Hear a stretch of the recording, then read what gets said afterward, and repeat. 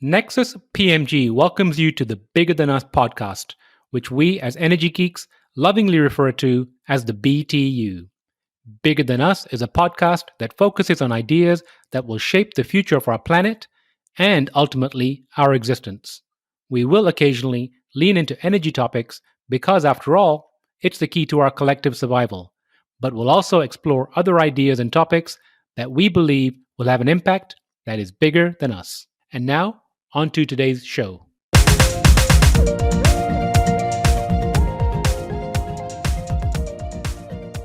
Hello, and welcome to the Bigger Than Us podcast. I'm your host, Raj Daniels, and today I'd like to welcome Emily Stengel to the show. Emily Stengel is the co-founder and co-executive director of GreenWave, a nonprofit organization dedicated to training a new generation of regenerative ocean farmers and building the foundation for a new blue-green ocean economy that creates jobs, mitigates climate change, and grows healthy food for local communities. She brings to GreenWave a background in sustainable food systems, working for several years at a B Corp catering company in New York City dedicated to supporting the regional farm and food economy, and more recently, working on a research team focused on workforce development in agricultural communities. Emily, how are you doing today? I'm doing very well, Raj. Thanks for having me. Emily, where are you currently located? So I'm located in Brooklyn, New York. How's the weather in New York? It's a beautiful fall day here, 70 and sunny. Are you taking the opportunity to get outside and maybe take a walk? I surely am. Yep. Good for you. I've been hearing that people have become more vitamin D deficient because we're not getting out in the sun enough. I know that's a problem with this quarantine period right now, but I try to get out every day. It's totally necessary for my mental health. I agree with you too. I try to make a cup of tea in the afternoon and just go sit outside for about 10 minutes to drink it. Oh, how nice. So, Emily, I'd like to open the show by asking my guest the following question. If you were asked to share something interesting about yourself, what would it be?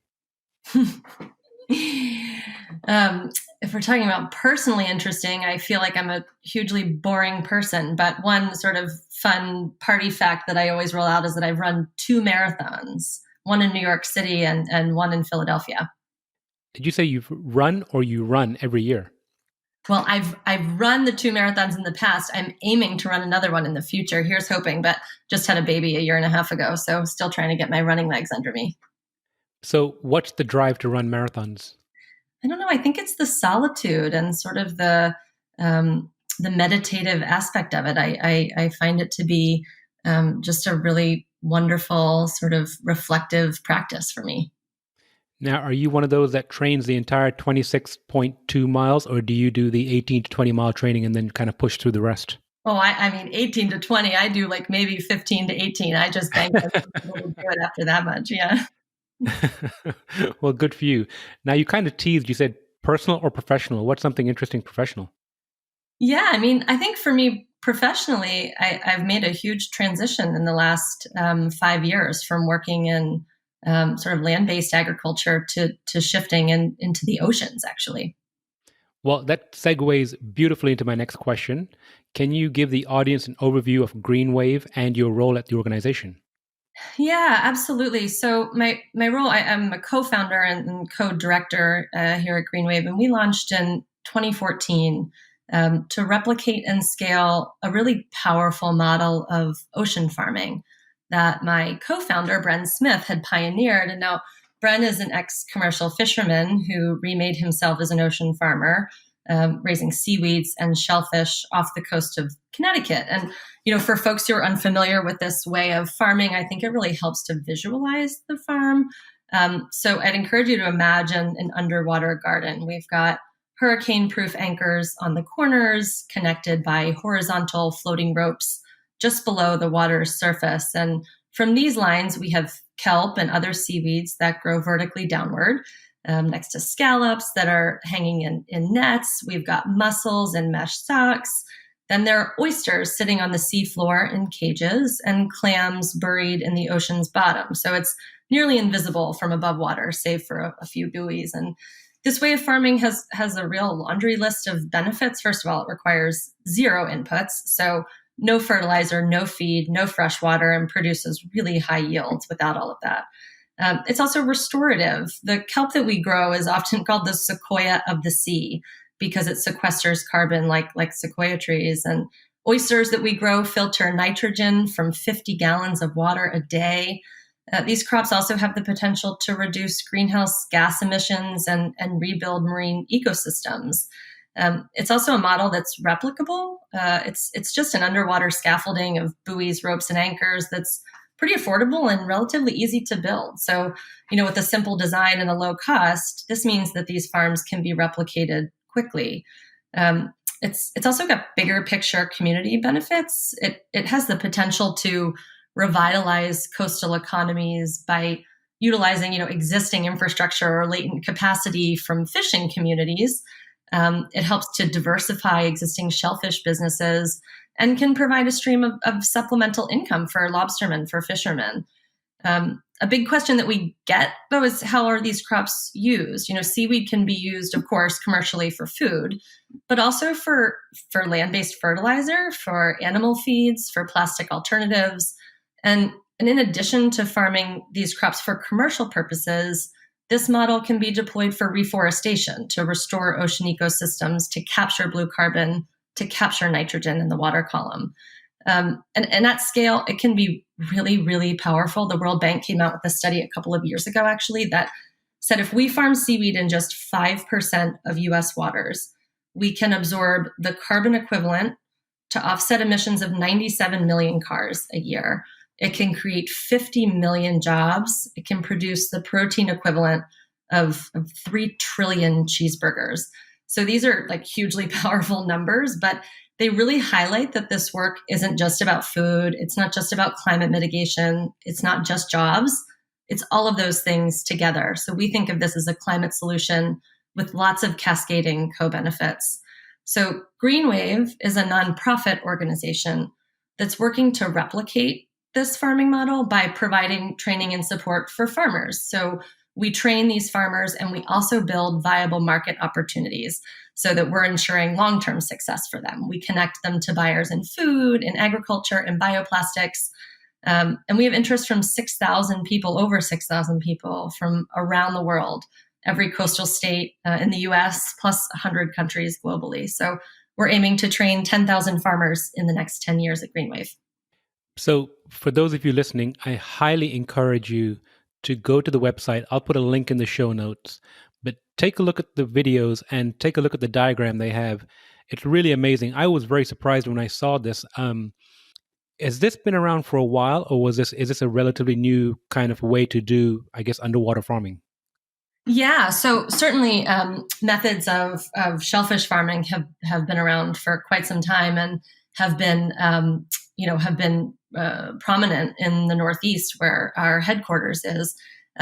But incorporating seaweed and shellfish is, while it's been around for some time, has really taken off in the last couple of years because I think folks are realizing these incredible benefits that can come from growing seaweeds and shellfish together. There's been some research out that shows sort of a halo effect of growing shellfish on a farm with seaweed, that there's benefits that they can both reap from the other. Now, one of the items on this diagram that I'm looking at that I don't understand, and maybe you can clarify for me, the 20 acres, what's that for? Right. So you lease a farm site, 20 acres of water, on which you can grow your crops. So that's a lease and a permit that you obtain through your state, wherever you're growing. And it's really a process right, not a property right. So you don't own the water, but you do own the right to grow whatever species you've applied for on that water site. So am I understanding correctly in that a state will lease coastal water areas? That's exactly right. And the really incredible thing about ocean farming is that it's really cheap to lease from your state or your local town. I mean, we're looking at some sites that are as cheap as $25 per acre. And if you think of that compared to land-based agriculture, that's pretty incredible. That really is amazing. And you mentioned all the inquiries. I can understand why now. Mm-hmm, mm-hmm. So you said kelp, oysters, mussels, clams. Are you experimenting or looking at other crops too? Yeah, I mean, we grow mostly sugar kelp in the Northeast. It's a native species. It's one that we've been working to develop the market for some time. But there are so many other species of seaweed, 10,000 species of seaweed that could be grown in our waters. So we are certainly looking to diversify the species of seaweeds that are grown on our farm and on other farms. And obviously, you mentioned the food benefits, but I know recently there's been a lot of innovation around using seaweed for straws and other containers. But I saw on your site that there's also an opportunity to create or use the seaweed for cattle feed. Is that correct? Fascinating. Yeah. So there's some very current research just out that shows that feeding cattle a very small percentage of their diet using a red seaweed called Asparagopsis can reduce their methane output by up to 50%. So it has really incredible tangible methane reduction benefits. And I'm really excited to see more research on the topic. I am too, because again, you added the benefits, or you mentioned the benefits regarding the employment opportunities, reducing carbon, but also being able to transition cattle away from corn and perhaps mitigating some of the methane effects from cattle. That's obviously another fantastic opportunity. Absolutely. And there's a really, in addition to thinking about the methane reduction potential there, it's really interesting to think about sort of historic habits of land-based farmers who are raising cattle and have been feeding seaweed to their cattle and sheep and other livestock for a long time to help, improve the flavor of the meat. So I think there's, in addition to reducing the methane output, there's also this opportunity to create, a sort of niche meat product. Now, something else you mentioned earlier about helping farmers build viable market opportunities. Can you walk me through how that looks like? So, for example, if I have a listener right now that's interested and perhaps wants to experiment or wants to adventure out and build one of these farms, how do you help a farmer do that? Yeah, so we've been working for the past several years to build what we think of as a buyer's network. So we create, as a nonprofit organization, we're really this trusted actor sort of operating in the middle with no financial interest in either the farms that we support nor the buyers that we work with. So we do a lot of education on both sides. So working with entrepreneurs who are starting value-added products, like kelp jerky or kelp burgers or kelp salsa, or even bioplastics, using our seaweed. We work with them to understand, in what form they're going to be receiving the kelp and what the seasonality of the product looks like, and then make those direct connections to buyers within our network. So we do a lot of that direct connection making right now, and have helped, sell thousands of pounds from our farmers over the last several years. Now, I might be asking a chicken and egg question, so let me know if I am, but was GreenWave started to support this kind of farming, or was this kind of farming started and then GreenWave came along? It's a great question. So, Bren Smith, my co-founder and our resident farmer, really started this way of farming out of necessity. He was a commercial fisherman, remade as an oyster farmer on the coast of Connecticut, and his crops were ravaged by hurricanes Irene and Sandy in the early 2010s, and he partnered with Charlie Yarish, Dr. Yarish out of Yukon, who is one of the world's leading seaweed scientists, to incorporate seaweed into his farming model to diversify his production methods and to stabilize the farm in the face of storm surges and hurricanes like the one he had seen 2 years in a row. So he, as an individual person, farmer, developed this farming model and saw so much interest in the model and from people who wanted to do what he was doing that he realized he needed to start an organization around it. So we joined forces in 2014 to really launch an NGO that could support the replication of this farming model in a formal way. And going back to the actual farming for a moment, and just because I'm really fascinated, and feel free to get as technical as you need to, can you explain to the audience how you perhaps germinate seaweed onshore and then move it offshore? Yes. And I want to preface this by saying I am not a scientist, so I will explain it in layman's terms. But so we produce seaweed seed in a hatchery, so essentially in a nursery on land at our hub. And the method that we go through to do that involves collecting a few blades of reproductive wild kelp. So we go to the shore and collect on shore, or we do offshore diving to collect a few wild blades during its reproductive time, which is typically September, October. So we're in the thick of hatchery season right now. So it's a very timely question. So we go out and we collect these kelp blades that are reproductive. We bring them into our lab and we shock them with light and temperature change to really induce like the release of the reproductive spores. So once those reproductive spores are released, we create a solution from them that is poured into tanks, just into 40-gallon fish tanks. And in those tanks, we put in what we call seed spools. So these are PVC pipes wrapped with a special kind of seed string. And we put that into the solution, and the little baby spores latch onto the seed string and grow. We let them germinate for about 6 weeks before we take those spools and outplant them onto our farms. And again, I've been cheating because I've been watching the videos and just been fascinated by the entire operation. Some of these kelp strains I see can get up to be 15 feet long. Is that correct? That's right. Yeah, kelp grows incredibly fast. The growing season is from about, in the Northeast, about November until May or June, and it grows quite a bit in that short range. It really is amazing. So, Emily, I'm going to make a hard right turn here and get to the crux of our conversation, which is the why behind what you do. Mm. You've been with GreenWave for about, I think, 4 years, if my research is correct. Why GreenWave? What motivates you? What keeps you going? Yeah, I mean, when I think about why I came to this work, it's really because of work I was doing with land-based farmers.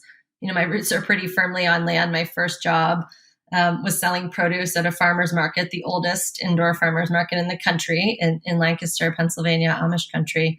And it really set a course for me. In my early career, I worked then in catering, doing operations and procurement for a farm-to-table catering company here in New York, really before farm to table was so buzzy, but it just really illustrated to me the importance of a regional food economy. So I loved that work, but I felt pulled to go deeper into the workings of the food system. So I shifted to agricultural research. It was academic work that took me around the country, interviewing and surveying hundreds of land-based farmers. And I was shocked by what I heard. I mean, these farmers were telling me that they were having trouble making ends meet. They were having trouble affording farmland of their own. They couldn't pay for health insurance. They couldn't pay for childcare or find childcare in their rural environments. They were nervous about climate change and about the ways climate change would affect their farm business. So, right around this time, I read an op-ed in the New York Times called "Don't Let Your Kids Grow Up to Be Farmers," or something very close to that. And it was sort of a tongue-in-cheek take on how challenging it is to grow food in our country today. And the author turned out to be an ocean farmer, actually. It was Bren, my now partner co-founder, who I was introduced to through a mutual friend who thought we might get along. And so when I learned about the farming model from him, I was hooked. It felt like this solution to the issues that were being brought up so frequently to me by land-based farmers, this access to affordable farmland linked to financial viability of the business model and ecological sustainability of their way of farming. So I do this work because I see climate change as a threat to our food system, but not just from an environmental perspective. There will be no jobs on a dead planet, and the work we're doing is to ensure that we can all make a living on a living planet. I love the idea of no jobs on a dead planet. Couldn't be truer. Mm-hmm. So when you first started with GreenWave, and you started talking to people about farming in the oceans or in the waters, what did they say to you? I mean, I think from Bren's take, he would say he got laughed off the docks. As a commercial fisherman, people didn't think this was sort of a legit way of working the water. But from general interest, like we hear from people from all walks of life who are interested in farming in this way. And it's really a beautiful thing to see how driven people are to make some kind of change in this climate crisis. So, we hear from, of course, fishermen who want to transition. We hear from shellfishermen who want to diversify their businesses. But we hear from people who are late in life making career changes, and they want to commit to doing something that can make a difference. So it's really wonderful to see people from all different backgrounds sort of want to commit to this kind of work. Now, after listening to you and visiting your website, the process seems simple enough, but can you share what some of the challenges a person might encounter if they were about to invest or perhaps start their own farm? Yeah, sure. I mean, I think there are two areas, and one is that state to state in the U.S. there are incredibly different regulatory environments in each state, and so that makes it challenging for folks to know sort of what they're up against. We are putting together and have tools and resources for farmers in our network to help streamline that process in any given state, but for the average person who hasn't gone through the process before, I think it could seem daunting, especially because there's no sort of consistent process across the coastal states. But I do think that is an issue that is certainly able to be overcome, especially through support, with organizations like GreenWave and Sea Grant. I also see a bottleneck in processing. This is something that is an issue for land-based farming as well. That first stage processing of stabilization of a crop once it comes off the farm or off the water is not a sexy part of the supply chain, but it is absolutely critical. And what we're working now to develop that component of the supply chain in partnership with some really amazing companies to make sure that our farmers have a place to sell their seaweed if it needs to be stabilized, if it needs to be dried or frozen or blanched and sold in that state. So I think that is that bottleneck is something that we're working very seriously on. And you mentioned supply chain. How long can the seaweed survive once it's taken out of the water before it gets to processing? Yeah, that's a really tricky part. So once it's exposed to oxygen, pulled out of the water, it really only has 24 hours before it starts to degrade. So we do need to get that either sold or stabilized pretty quickly once it's harvested. So we, a lot of the support we provide to our farmers is figuring out what are the best practices around post-harvest handling. That is really interesting. And I'm thinking perhaps, you've got a few models out there already, how they can be replicated easily. And the other question I have is, you mentioned other countries that are interested. Can you perhaps shine a light on some of the countries that are perhaps higher up in the priority list as far as starting these processes? Yeah, we've been in pretty serious discussions with some folks in New Zealand over the past 2 years. And they are working very closely with the Maori, the indigenous peoples of New Zealand, to build a regenerative ocean farming economy. And so we've been working to support them as they do a landscape assessment, so understand the feasibility of this farming model in their economy and where it could fit in current industry in New Zealand, and then helping them to compile a business case to look at exactly what the investment structure could look like and what the markets are there. So that's a really critical piece of moving into any new area, is to fully understand the landscape and do some deliberate planning on how the industry could unfold. But New Zealand is a really promising new area, and we're excited to see what unfolds there. They're great partners and doing a lot of great work on the ground. That is exciting. So Emily, almost 5 years on this journey, what are some of the most valuable lessons that you've learned about yourself? Learned about myself? I mean, I've learned how to properly shuck an oyster. That's one skill I've sort of added to my repertoire. But, I've learned a lot, and I had a lot to learn, not coming from an aquaculture background. I had a lot to learn about the industry and about, who's part of the industry and what this should look like moving forward. So I think a big thing that I've learned is who's doing this farming really, really matters to this work and to the long-term success of the industry. Our country's fishing sector brings in more than $200 billion in economic activity every year. It supports something like 1.6 million jobs. And that industry is seeing huge declines in revenue and jobs because of climate change, because of declines in fish stocks. We also see coastal indigenous communities as really uniquely vulnerable. They're facing land loss because of rising seas. They're also seeing the decline of species like herring and salmon that have historically served as a critical source of income and food security for them, and a really big part of their cultural heritage.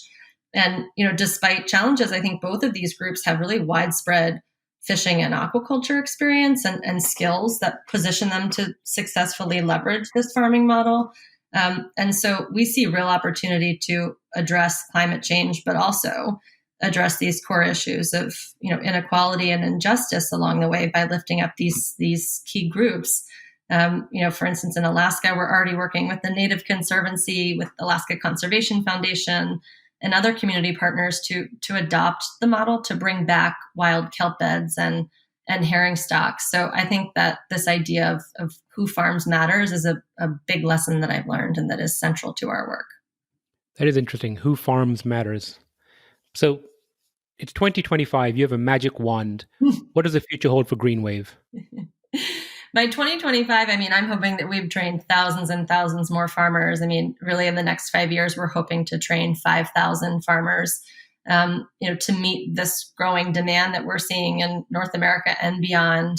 We're in the process of building out a digital resource platform. It will house tools and information to help farmers start farms and really go from seed to sale. So we see, thousands of farms dotting our coastlines in the U.S. and beyond, clustered in 25 to 50 farms with necessary land-based infrastructure, with rings of institutional buyers who are supporting the market, with just a really robust blue-green economy that supports revitalization of coastal communities and creates jobs for folks there. You mentioned the cost of leasing the water earlier.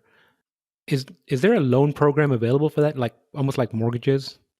So for leasing the water, I'm not aware of farmers that have taken loans out for that component, but I think once farmers go to scale their farm operations, it's quite affordable to start a very small scale farm, and even when compared to land-based farming, affordable to start a commercial scale farm.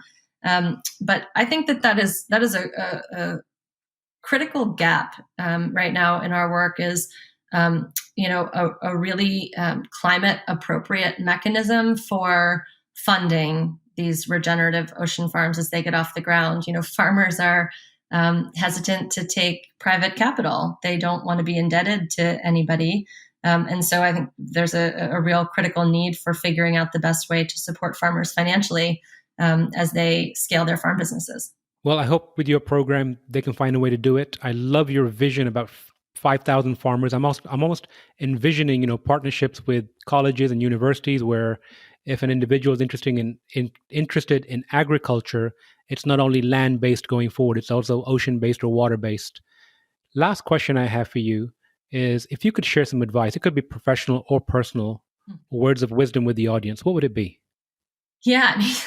First of all, I feel like I'm still very much in the position of taking advice from other people, still learning every day. But one piece that has really always stuck with me and has been in the back of my mind while doing this work is actually from my grandfather. He was an old school businessman, a CEO of a heavy construction equipment distributor. He wrote his own, what he called a credo for success. It was a list of 5 principles that, when followed, would make one successful. And, one of the tenets is a healthy disregard for the way things have been done. And it's just always stuck with me, in particular in the work we're doing at GreenWave. We're charting a new path. We're supporting the creation of an entirely new blue-green economy at sea and learning from the mistakes made on land. So while we need to know about the way things have been done in the past to learn from them, to truly have impact, we need to be willing to think bigger, to think differently, and to stray with confidence from what's already been done. That credo for success and that last part you mentioned sounds like the old George Bernard Shaw quote: "The reasonable man adapts himself to the world. The unreasonable man persists in trying to adapt the world to himself. Mm-hmm. Therefore, all progress depends on the unreasonable man or woman." I love that. Emily, I've so enjoyed speaking with you. Is there anything else you'd like to share before we go? No, I'm grateful for your time today, Raj. Thank you. Thank you so much, and I look forward to catching up with you again soon. Before we go, I'm excited to share that we've launched our comic strip, The Adventures of Mira and Nexie. You can find the first issue at our website, nexuspmg.com, under the Original Content tab. Thank you for listening. If you like our show, please give us a rating and review on iTunes. And you can show your support by sharing our show with a friend or reach out to us on social media, where you'll find us under our Nexus PMG handle. If there's a subject or topic you'd like to hear about, send me an email, btu@nexuspmg.com, or contact me via our website, nexuspmg.com. And while you're there, you can sign up for our monthly newsletter, where we share what we're reading and thinking about in the clean tech, green tech sectors. Bigger Than Us is a Nexus PMG production.